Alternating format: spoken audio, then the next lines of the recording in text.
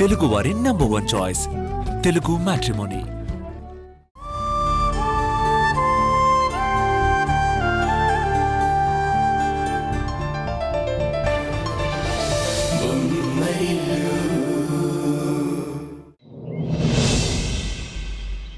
మీరంతా ఒక్కటైపోయి నన్ను వేరు చేస్తున్నారు, నన్ను పరాయిదాన్ని చేస్తున్నారు.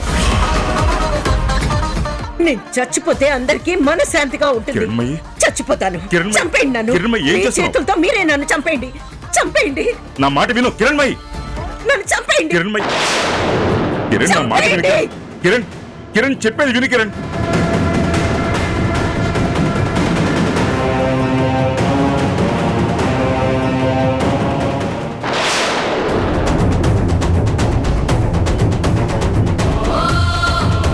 కిరణ్, కిరణ్ ఏమైంది? కిరణ్ లే. కిరణ్, కిరణ్, కిరణ్మయి ఏమైంది? లే కిరణ్, కిరణ్, కిరణ్మయి. రేణు, రేణు తొందరరా అమ్మా. అమ్మ కళ్ళు తిరిగి పడిపోయింది, హాస్పిటల్ తీసుకెళ్ళాలి. సాయం పట్టు.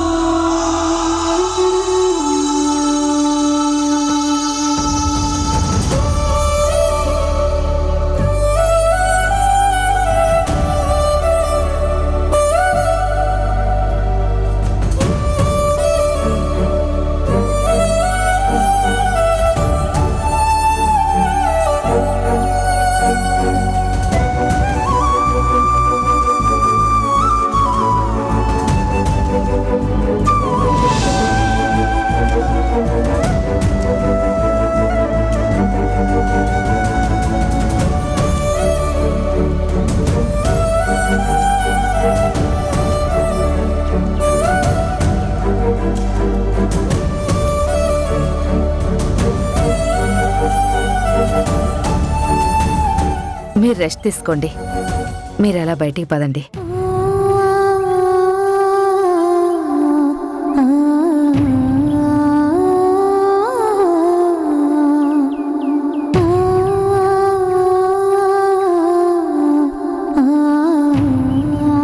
ఏదో విషయం ఆవిడ్ని బాగా కృంగతీస్తోంది.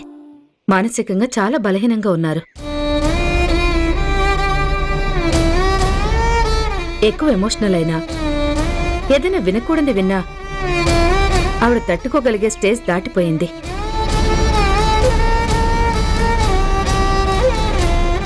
ఇంకా కంపెనీ బాధ్యతలు ఆవిడే చూసుకుంటున్నారా?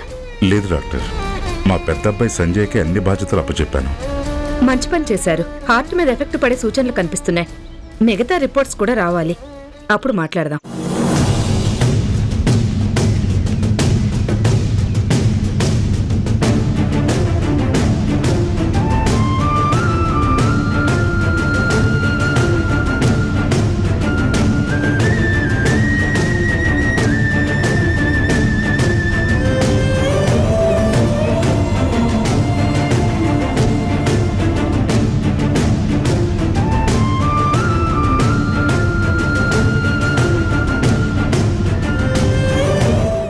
ఏమైంది నాన్న?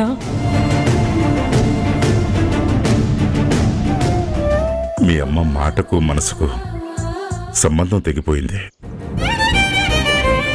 అనే మాట మనసులో ఉండదు, మనసులో ఉన్న మాట బయటికి రాదు. అందువల్లే గుండె భారంగా మారింది. ఇదంతా కిరణ్ అన్నయ్య మీద దిగులే కదా నాన్న? అపరాధ భావం, గిల్టీ ఫీలింగ్. అమ్మా, మీ అమ్మ చేసిన పని వల్లే మీ అన్నయ్య మనసు విరిగిపోయి వెళ్ళిపోయాడు కదా. ఎప్పటికీ క్షమించలేడని ఇవాళే బాగా అర్థమైంది. నన్ను తండ్రిగా యాక్సెప్ట్ చేశాడు కానీ తల్లిగా తనని యాక్సెప్ట్ చేయలేదన్న ఉక్రోషం అన్నీ కలిసాయిలా. ఆ తప్పును నేను కూడా అర్థం చేసుకోకుండా అరిచేశాను.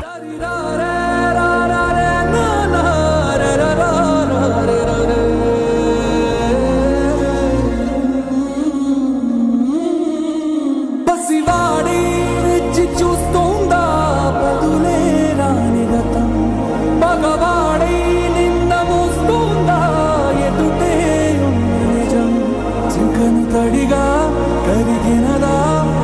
గదిలో సమరం ఏది మనదనుకుంటా ఏది కాదనుకుంటా లేని తలరాతని వెతికే మనసుకు ఏమని చెబుతా ఎంత కని దిగిపోతా ఎంత కని దిగులవుతా రాని అమ్మా రేణు, నేను వెళ్ళి అమ్మని కలిసి వస్తాను.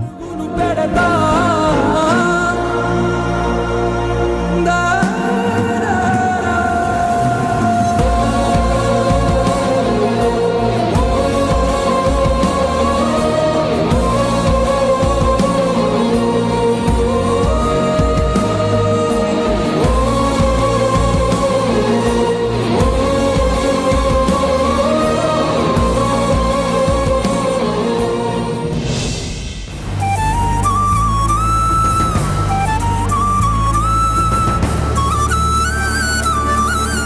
హాయ్ రేణు. వదినా,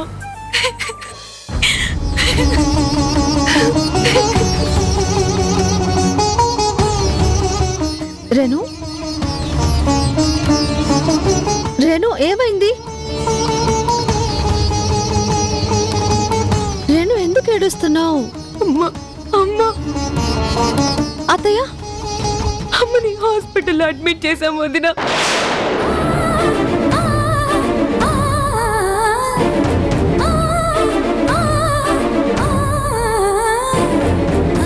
ఏమైందండి నాకు? మాతృత్వంలోని మాధుర్యాన్ని కొడుకుతో పంచుకోలేని నిస్సహాయత నీ తల్లి గుండెని బలహీనంగా మార్చింది. వాణ్ణి నన్నెప్పటికీ క్షమించడన్న బాధ, భయం నన్ను స్థిమితంగా ఆలోచించనివ్వడం లేదండి. అది ఎంత ప్రమాదకరంగా మారిందో ఇప్పుడు నీ పరిస్థితే చెప్తుంది. అన్నిటినీ ధైర్యంగా ఎదుర్కోగలిగావు. ఇది కూడా ఓపికతో ఎదుర్కోవాల్సిందే. మనసుకి పరిస్థితికి పొత్తు కుదరినప్పుడే కదా మనిషి ఫ్రస్ట్రేషన్కి గురయ్యేది. ఆ ఫ్రస్ట్రేషన్ అంతా నా మీద చూపించావు. అవును, మిమ్మల్ని చూస్తుంటే అసూయగా ఉంది నాకు. వాడు మిమ్మల్ని సులభంగా ఒప్పేసుకున్నాడు. నా వరకు వచ్చేసరికి మోసం చేశానంటున్నాడు.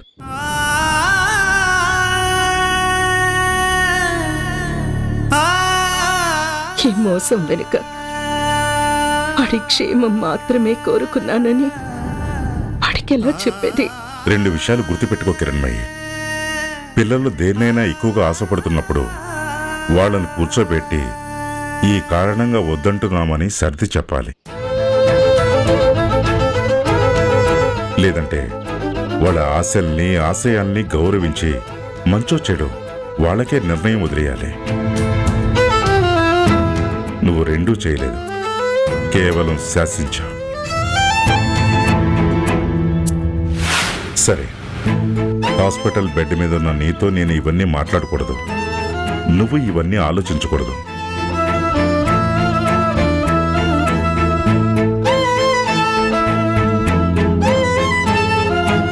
నీకిప్పుడు రెస్ట్ చాలా అవసరం. ప్రశాంతంగా నిద్రపో.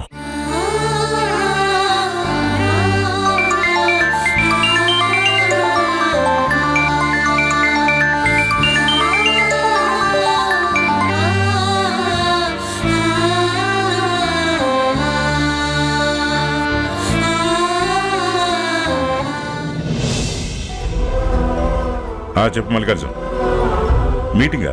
ఇప్పుడా? లేదు లేదు, నా వైఫ్ హాస్పిటల్లో అడ్మిట్ అయి ఉంది.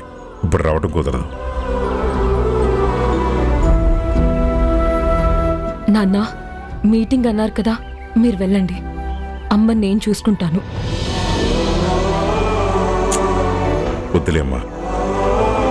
పర్లేదు నాన్న, అమ్మ పడుకునే ఉంది కదా. ఏదైనా అవసరమైతే నేను కాల్ చేస్తాను. ప్లీజ్ వెళ్ళండి నాన్న.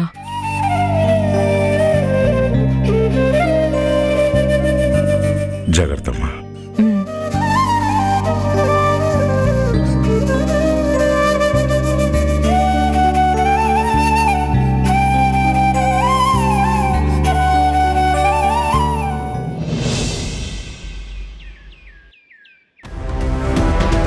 మేఘనా, మేఘనా, అమ్మేది? అసలు అమ్మకి ఏమైంది? ఎక్కడుంది? ఈ విషయం నీకెవరు చెప్పారు? ఇందాక రేణు ఫోన్ చేసి చెప్పింది. అమ్మకేమైందో అని కంగారుగా వచ్చేసాను. ఇక్కడికి వచ్చారు వాళ్ళు హాస్పిటల్కి వెళ్తే. అవునా, పద హాస్పిటల్కి వెళ్దాం. సంజయ్, మరి అంత ఆందోళన పడాల్సిన అవసరం లేదు. ఆవిడ ఎప్పుడు ప్రశాంతంగా ఉన్నారని? నా మాటే శాసనం అన్నట్టుగా ఉంటుంది. చిన్న కొడుకుని సంగీతం నుండి దూరం చేసి తన గుప్పెట్లో పెట్టుకోవాలనుకుంది. తీరా ఆ కొడుకేమో తల్లి తన విషయంలో ఎంత మోసం చేసిందో సాక్ష్యాలతో సహా చూపించి ఇల్లు వద్దు తల్లి వద్దు అని వెళ్ళిపోయాడు.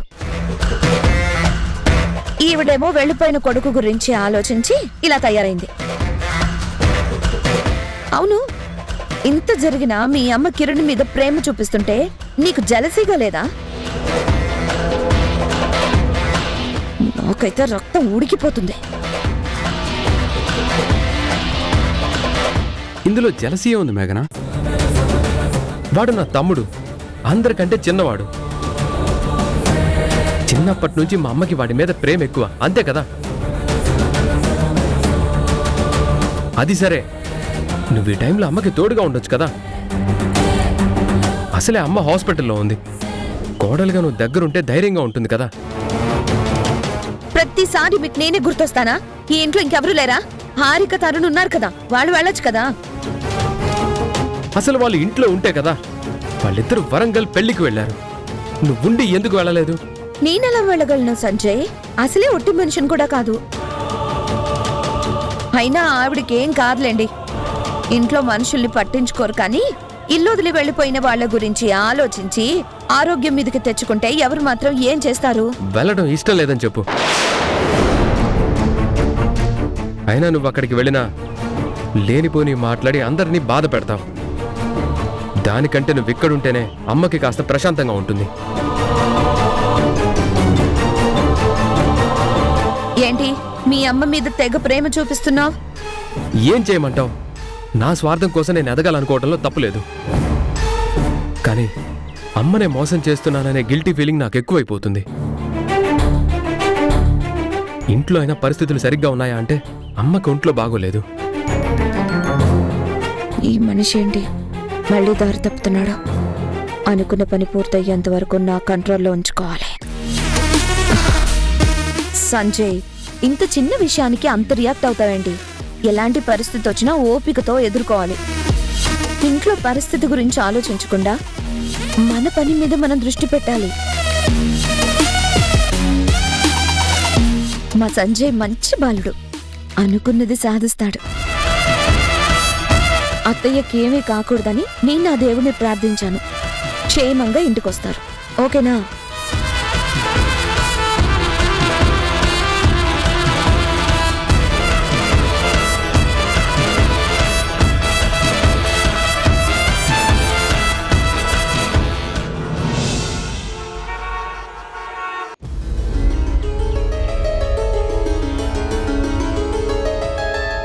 రెడీయా? Ready sir. స్టార్ట్.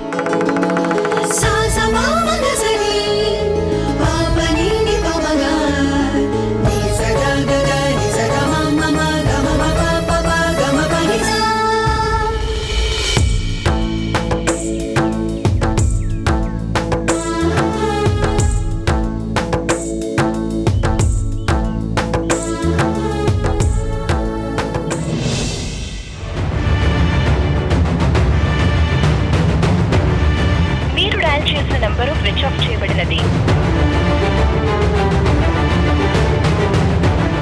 అనిల్ గారు,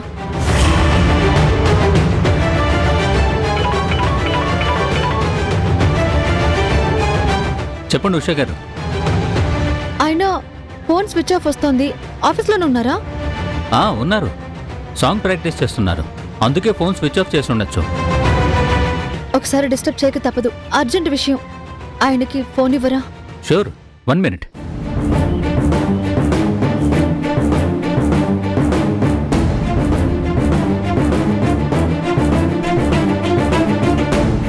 కిరణ్ గారు, ఉషా గారు కాల్ చేశారు. మీకు ఫోన్ చేసిందా? అవును, మీ ఫోన్ స్విచ్ ఆఫ్ వస్తుందంట. ఇవ్వండి. ఏంటి? నేను మీకు కాల్ చేస్తే మీ ఫోన్ స్విచ్ ఆఫ్ వచ్చింది. సైలెంట్లో పెట్టుకోవచ్చు కదా? నేను సైలెంట్లో పెట్టుకుంటే నువ్వు సైలెంట్గా ఊరుకోవు కదా. అనిల్ గారికి చేయాల్సినంత అర్జెంట్ ఏముంది? అసలు ఫోన్ కూడా లిఫ్ట్ చేయలేనంత పనే ఉంటుంది. నేను ఇక్కడ తపస్సులో ఉన్నాను. నేను వచ్చి మేనకల డాన్స్ చేసి డిస్టర్బ్ చేయడం లేదు, కానీ విషయం చాలా అర్జెంట్. చెప్పు. టీ పొడి, జీలకర్ర, మెంతులు అయిపోయాయా? వచ్చేటప్పుడు తీసుకురావాలా? అత్తయ్య గారిని హాస్పిటల్లో అడ్మిట్ చేశారంటండి. ఏంటి? అవును, అత్తయ్యని ఇందాకే హాస్పిటల్లో అడ్మిట్ చేశారంట. ఏమైంది? కిరణ్ అనే ఒక కొడుకుని కన్నారు కదా, ఆ కొడుకు ఇల్లు వదిలిపెట్టి వెళ్ళిపోయాడని దిగులు పెట్టుకున్నారు. తండ్రిని యాక్సెప్ట్ చేసిన ఆ కొడుకు తల్లిని మాత్రం దూరం పెట్టేసరికి ఆవిడ తట్టుకోలేక. అంతా నీకు తెలిసినట్టే మాట్లాడుతున్నావు. నాకెందుకు తెలీదండి, ఆ కిరణ్ భార్యనే కదా నేను. ఆ కిరణ్ పనిలో బిజీగా ఉన్నాడు. అసలు మీరేనా ఇలా మాట్లాడేది? ఆ కిరణ్ కి తల్లంటే ప్రాణం.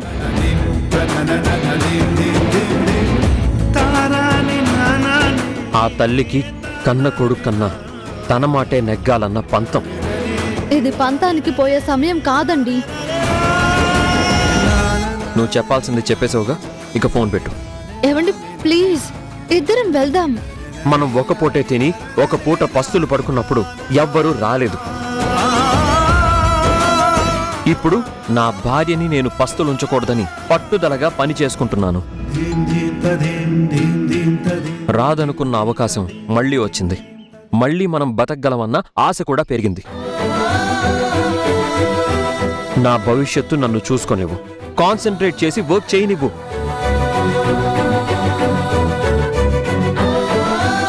మీలో ఇలాంటి ఒక కోణం ఉందన్న సంగతి నాకిప్పుడే తెలిసింది. మీ భవిష్యత్తు మీరు చూసుకోవడానికి బండరాయిలా మారాల్సిన పని లేదని గుర్తు పెట్టుకోండి. మీరు తపస్సులోనే మునిగిపోండి, కానీ ఒక్క విషయం, తల్లిని దూరం చేసుకుంటే ఆ తర్వాత జీవితాంతం తపస్సు చేసినా ఆ తల్లి దొరకదు.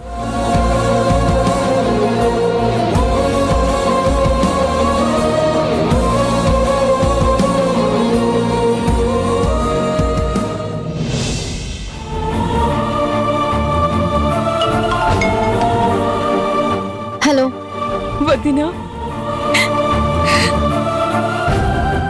రేణు, అత్తయ్యకి ఎలా ఉంది? కాసేపు బాగుంటుంది, కాసేపట్లోనే హై బీపీ వస్తుంది. పల్స్ కూడా నార్మల్ గా ఉండటం లేదు. నాన్న కూడా ఆఫీస్కి వెళ్ళిపోయారు. నేను ఒక్కదాన్నే ఉన్నాను. భయంగా ఉంది వదినా. హారిక అక్క, తరుణ్ బాబు గారు రాలేదా? వాళ్ళు వరంగల్లో ఎవరిదో పెళ్ళుందని వెళ్ళారు. పెద్దనే కాల్ చేసి చెప్పినా రాలేదు. సరే, నువ్వేం కంగారు పడకు రేణు, నేను వెంటనే బయలుదేరుతాను, సరేనా?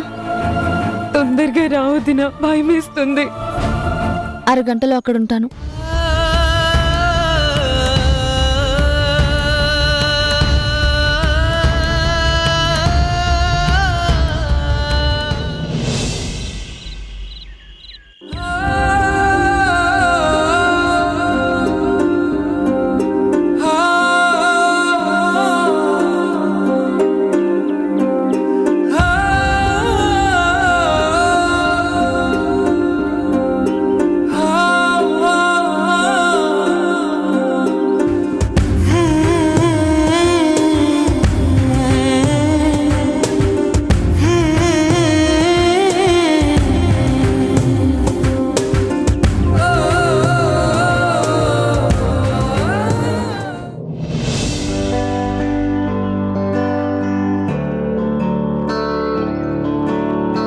ఈశ్వర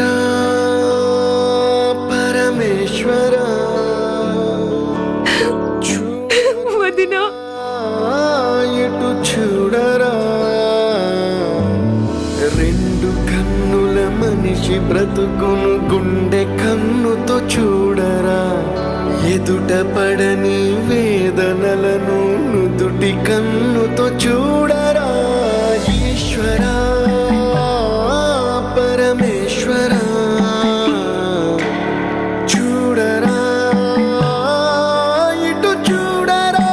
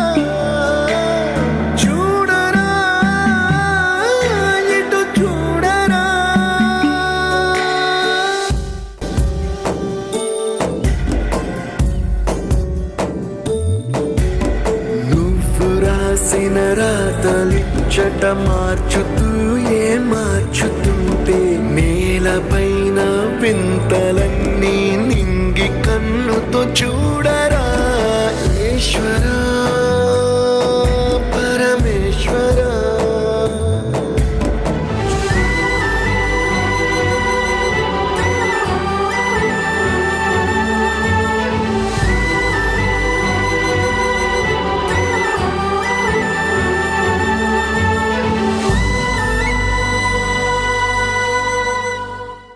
అన్నయ్య ఎందుకు రాలేదు వదినా? ఆయన సాంగ్ రిహార్సల్స్ ఉన్నాయని వెళ్ళారు, అందుకే డిస్టర్బ్ అవుతారని చెప్పలేదు. నిజంగా నువ్వు అన్నయ్యతో చెప్పలేదా? ఉహుం, లేదు. మరి ఎవరు చెప్తే అన్నయ్య అమ్మని చూడ్డానికి వచ్చాడు? ఎప్పుడు? అదిగో అటు చూడు.